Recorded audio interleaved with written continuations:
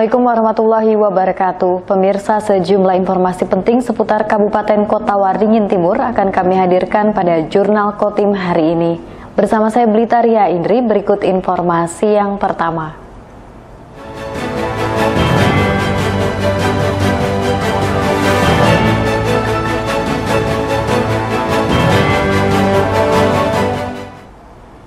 Pemirsa, untuk mendorong perekonomian di Kabupaten Kota Waringin Timur, PT Dharma Lautan Utama DLU siap mengoperasikan kapal besar ke Pelabuhan Sampit. Namun hal itu belum bisa dilakukan karena alur Sungai Mentaya yang dangkal dan tergantung pada pasang surut air. Perkembangan perekonomian di Kabupaten Kota Waringin Timur tidak lepas dari peran transportasi laut dalam pendistribusian barang terutama dari luar pulau termasuk logistik. PT DLU merupakan salah satu jasa angkutan laut yang kerap digunakan dalam memasok barang khususnya logistik dari Pulau Jawa ke Kabupaten Kota Waringin Timur melalui Pelabuhan Sampit. Melihat perekonomian di Kota Waringin Timur yang terus berkembang, PT DLU menilai jika sudah semestinya mereka mengoperasikan armada lebih besar dalam memenuhi kebutuhan masyarakat, baik dalam angkutan orang maupun barang. Manajer PT DLU Cabang Sampit, Hendrik Sugiharto mengatakan, karena alur Sungai Mentaya yang dangkal dan bergantung dengan pasang surut air, membuat kapal besar mereka tidak bisa beroperasi di Pelabuhan Sampit. Padahal, dengan jarak antara Pelabuhan Sampit dengan Pulau Jawa, terutama Pelabuhan Surabaya dan Semarang, yang mencapai 300 mil lebih, sudah seharusnya kapal besarlah yang beroperasi. Tentunya kapal besar ini menjadi harapan semuanya, gitu kan. Ya, harapannya bagaimana dengan adanya kapal-kapal besar yang bisa masuk ke Sampit, ini diharapkan berbagai kebutuhan itu akan lebih terjangkau. Dari sisi faktor perekonomian dari masyarakat Sampit sendiri dan Kalteng pada umumnya, pastinya juga akan mendapatkan kemudahan dari beberapa pengiriman barang dari Jawa. Nah, kendalanya di Sampit sendiri untuk alur yang saat ini kan tidak memadai dengan armada besar yang bisa masuk ke Sampit, karena dangkalnya alur di Muara ini hanya kapal-kapal DLU yang mungkin agak sedikit nggak begitu dalam derapnya yang bisa masuk ke Sampit seperti itu. Sebelumnya, Bupati Kota Waringin Timur Haliki Nur mengatakan pihaknya terus memperjuangkan agar pengerukan Sungai Mentaya dalam program tol sungai bisa terwujud. Dengan begitu kapal berkapasitas besar bisa sandar di pelabuhan. Nah, itu mudah-mudahan ke depan mungkin tidak tahun ini atau mungkin tahun depan masih terkendala karena kita tidak ada anggaran. Kita minta pihak ketiga, ya namanya pihak ketiga kan sangat berhitung sekali dia visible atau tidak. Nah, jadi harapan kita mudah-mudahan itu tetap terwujud karena Sungai Mentaya dia lebar tapi dangkal. Dan 1 kali 24 jam itu hanya 6-7 jam saja bisa digunakan pada saat pasang. Makanya kita membuat alur itu sampai sekarang prastudinya itu sudah pra-FS, sekarang FS. Nah, itu kan pihak Kementerian Perhubungan, ranahnya kewenangan mereka, dengan pihak ketiga yang kita kerjasama. Jadi kita menunggu saja. Karena kalau itu jalan, nanti ekspor kita berjalan lancar, mungkin pendapatan ekspor kita besar, bahkan kita akan mendapatkan komitmen fee dari ya karena yang lewat nanti dia membayar kayak jalan tol lah, orang lewat bayar tol gitu. Dengan terwujudnya program tol sungai, Haliki Nur meyakini Kota Waringin Timur dalam pembangunan dan perekonomian di daerah setempat akan berkembang dengan pesat dan pendapatan daerah akan semakin besar. Mashud Badarudin, Hayat TV.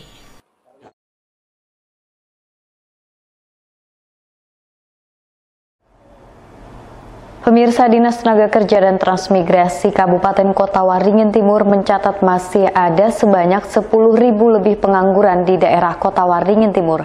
Padahal lapangan kerja sangat terbuka lebar dengan banyaknya perusahaan khususnya di bidang perkebunan. Berdasarkan data Dinas Tenaga Kerja dan Transmigrasi atau Disnaker Trans Kota Waringin Timur tahun 2022, terdapat 350.000 penduduk daerah setempat masuk kategori usia kerja. Dari jumlah itu 215.000 atau 61,47% diantaranya merupakan angkatan kerja. Dari jumlah penduduk angkatan kerja dengan usia 15 tahun ke atas, terdapat sebanyak 204.000 jiwa lebih atau sekitar 95% yang sudah bekerja. Sementara yang belum bekerja atau pengangguran berjumlah 5% atau sebanyak 10.000 jiwa lebih. Angka pengangguran itu terdiri dari 5,71% lulusan sekolah dasar, 2,12% lulusan SMP, 9,2% lulusan SMA, 9,76% lulusan SMK, dan lulusan universitas sebanyak 1,60%.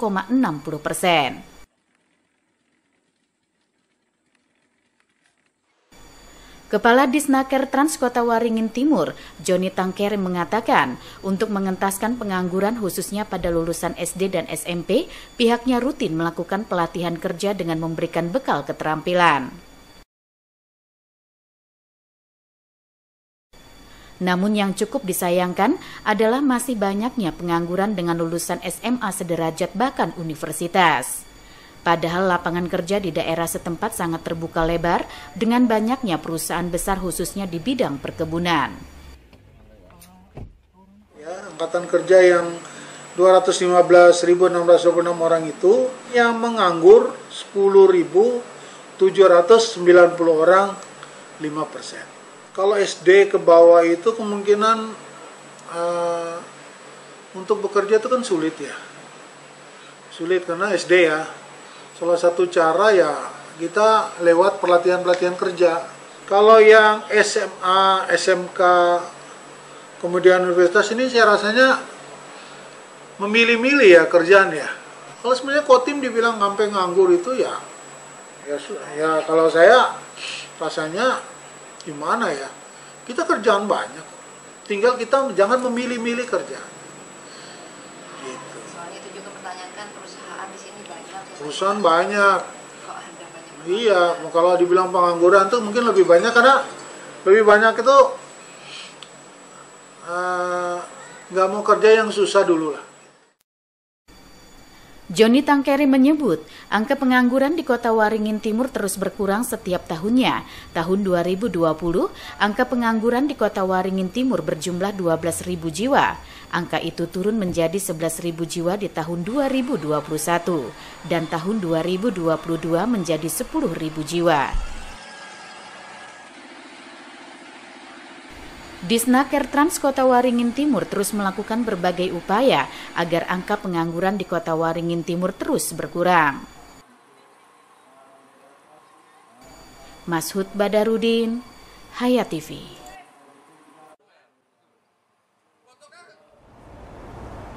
Beralih ke informasi lainnya, pemirsa, harga tanaman sawi di Sampit melonjak tajam hingga dari harga normal. Hal ini disebabkan karena banyak petani gagal panen akibat tanaman sawi mereka diserang hama ulat. Serangan hama ulat yang membuat banyak petani sawi gagal panen tersebut seperti yang terjadi di kawasan pertanian di Jalan Teratai 4, Kecamatan Mentau Baru, Ketapang Sampit, Kabupaten Kota Waringin Timur.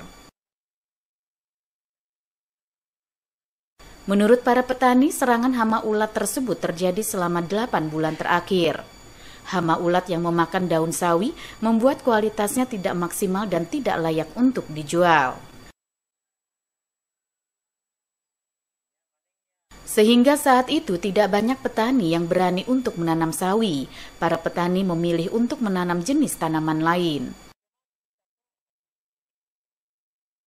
Namun kini hama ulat pemakan daun sawi sudah tidak lagi muncul, sehingga para petani baru memulai untuk menanam salah satu komoditas tanaman hortikultura tersebut.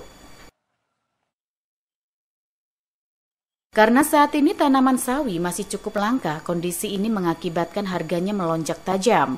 Jika saat normal harga sawi dijual sekitar Rp2.000 per ikat, saat ini naik bahkan mencapai sekitar Rp13.000 per ikat. Kalau mahal itu memang orang itu banyak kosong, banyak nggak punya sawi gitu nah.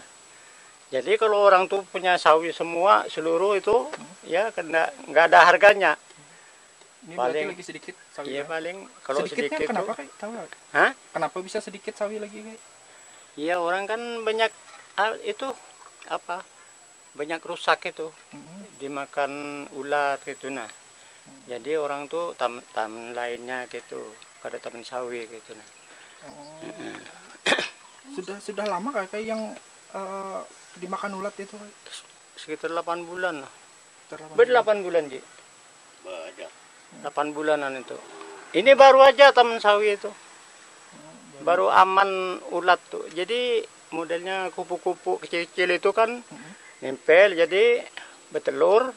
Jadi itu yang jadi ulat. Itu. Jadi hancur semua, kada bisa ditanam tuh. Oh, itu. Banyak gagal panen gitu lah. Banyak gagal panen gitu. Diperkirakan tingginya harga tanaman sawi tersebut tidak berlangsung lama karena saat ini sudah banyak petani yang mulai menanam sawi. Jika nantinya tanaman sawi sudah bisa untuk dipanen, kemungkinan harganya akan berangsur normal kembali. Mashud Badarudin, Hayat TV. Sudah.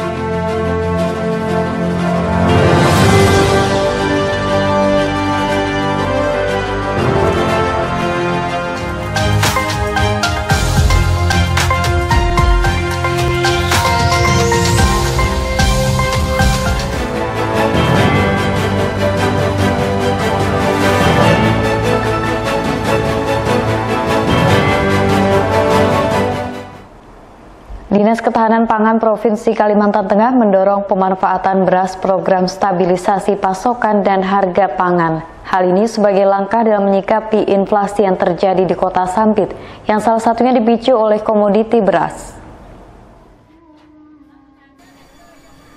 Dinas Ketahanan Pangan atau Dishanpang Kalimantan Tengah bersama Bulog Subdivisi Regional Sampit melakukan pengecekan stok dan pasokan serta harga beras di Sampit. Komoditi beras tengah menjadi fokus Dishanpang Kalimantan Tengah di Sampit. Berdasarkan data Badan Pusat Statistik pada tanggal 1 November Sampit mengalami inflasi 0,48%. Komoditi beras menjadi penyumbang inflasi terbesar kedua setelah daging ayam ras. Untuk itu, Dishanpang Kalimantan Tengah mendorong stabilitas harga beras melalui program SPHP. Beras yang dikelola Bulog Sampit ini dijual dengan harga eceran tertinggi atau HET Rp11.500 per kilogram atau Rp57.500 per 5 kilogram. Kepala Dishanpang Kalimantan Tengah Rija Rahmadi mengatakan beras SPHP diharap dapat membantu masyarakat karena harganya yang lebih murah dari pasaran, serta diharapkan dapat menekan inflasi yang dipicu kenaikan harga beras. Kota Waringin Timur mendapat alokasi 3.000 ton beras SPHP dan baru terserap 1.713 atau 59,96%, sehingga ketersediaannya masih cukup memenuhi kebutuhan masyarakat setempat. Memantau di beras SPHP kita di beberapa pasar, khususnya pusat pembelanjaan Mentaya, kita memang mendorong sama Badan Bulog khususnya Kota Sampit. Kita di sini memang kan ditargetkan untuk SPHP itu kurang lebih 3.000 ton. Nah, sudah terrealisasi 1.700 ton, jadi 56,96. Mudah-mudahan ini bisa didorong terus beras SPHP ini, karena kita sama-sama mengetahui di 1 November kemarin penyumbang inflasi untuk Kota Sampit ini adalah nomor 2 adalah beras. Jadi saya fokus untuk beras untuk wilayah Kota Sampit ini. Jadi kami juga sudah mulai minggu kemarin sudah memasukkan beras subsidi pemerintah provinsi. Nanti saya harapkan kita akan lakukan di beberapa kelurahan paling tidak untuk menstabilkan pada harga beras khususnya yang ada di Kota Sampit. Kepala Bulog Sampit Roni Hardianto menjelaskan, respon masyarakat terhadap beras SPHP cukup baik selain karena harganya yang murah, beras SPHP juga memiliki kualitas bagus. Untuk menyalurkan beras SPHP, Bulog Sampit sudah bermitra dengan banyak pedagang melalui program Rumah Pangan Kita atau RPK yang tersebar di sejumlah pasar tradisional di Kota Sampit. Kalau stok yang kita kuasai saat ini sebanyak 1.000 ton dan cukup sampai akhir tahun, dan kita lagi menunggu kedatangan sebanyak 2.000 ton. Insya Allah kalau masalah beras, masyarakat tidak perlu khawatir, Bulog stoknya sangat mencukupi.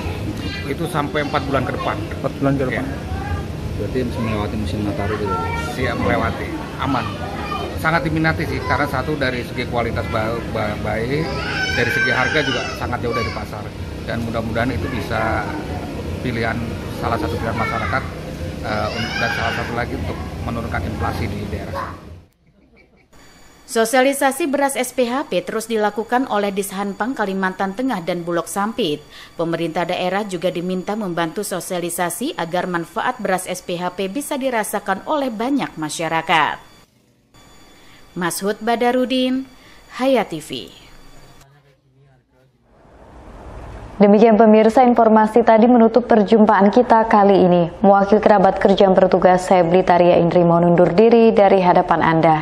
Sampai jumpa, wassalamualaikum warahmatullahi wabarakatuh.